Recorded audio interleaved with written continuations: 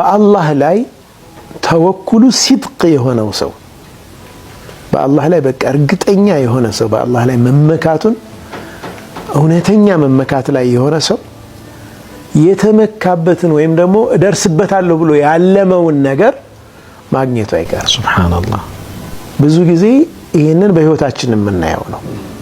የሆነን ነገር በጣም ፈልገ ነው አምርረን ዱዓ ያደረግንበት ነገር ተሳክቶ የምናይበት ብዙ አጋጣሚዎች አሉ። ልባችን ላይ ያለ በአላህ ላይ ያለ መወከል ከዛ ደግሞ ለዛ የምናደርገው ኤፈርት ድካማችን ጥረታችን ወደ ምንፈልገው ነገር ያደርሰናል። የእቅድ ጥግ በአላህ የመመካት ጥግ። አሁን እኛ በሁለቱ አንዷን ብቻ ስለምንይዝ ነው የምንቸገረው። ስናቅድ በእቅዳችን ላይ ብቻ እንመካለን።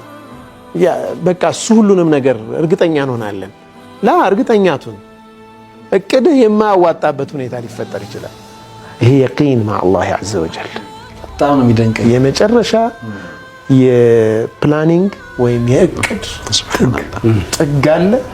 ተወኩልም እንደዛ። ተወኩሉ ደግሞ ሁለቱ ስታቅድ ተወኩል የሌለ ያክል ነው ማቀድ ያለብህ። በአላህ ስትመካ ደግሞ እቅድ የሌለ ያክል ነው። እቅዱ ምንም እንደማይሰራ ይሄ ባላንስ በጣም ወሳኝ ነው። ስታቅድ ምን ነካው ይሰውዬ እስኪባል ድረስ በእቅዱ ነው እንደሚመካው እስክትባል ድረስ ማቀድ አለብህ፣ ጫፍ ድረስ። ግን ደግሞ ቅድህ ምንም ማለት አይደለም። በሆነች ኢቨንት በሆነች ፋክተር በሆነ ምክንያት ባዶ ሊሆን ይችላል ያቅድ። ግን አላህ Subhanahu Wa Ta'ala ጥሎ እንደማይጥልህ እርግጠኛ መሆን አለብህ። በዛ ለሰው ልጅ ነፍስ በጣም ሚስቴሪየስ ነገር ያለ አይመስለኝም። በጣም ሚስጥራዊ ነው። يسألونك عن الروح قل الروح من أمر ربي ረቂቅ ነው በጣም። ባህሪያችን እንዴት በቀን ውስጥ እንኳን እንዴት እንደሚቀያየር ያው ስሜታችን እንዴት እንደሚለዋወጥ ተመልከቱ።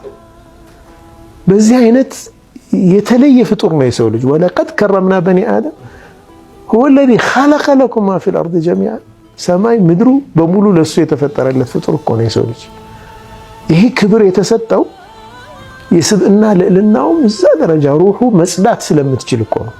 ወደ አላህ ከቀረበ የአላህን ብርሃን መመሪያው አድርጎ ከያዘ የሚገርም ደግሞ በጣም ድንቅ ፍጡር ነው። ከአላህ መንገድ ሲወጣ ደግሞ وإذا قيل لهم لا تفسدوا في الأرض قالوا إنما نحن مصلحون ኧረ እባካችሁ ብክለት ነው ምድርን እያጠፋችሁ ነው ኧረ ተው ሲባሉ እንደኛ እኮ ምድርን እያስተካከልናት ነው ያለ ነው እያሳመርናት ነው እያለማናት ነው ይላሉ። ሰዎችን እያጠፉ ምድርን በብክለት እየሞሉ በደም እያጨማለቁ እነሱ ግን እኛ ሙስሊሞች ነን ብለው እንዲህ አይነት ፍጡሮችም አሉ።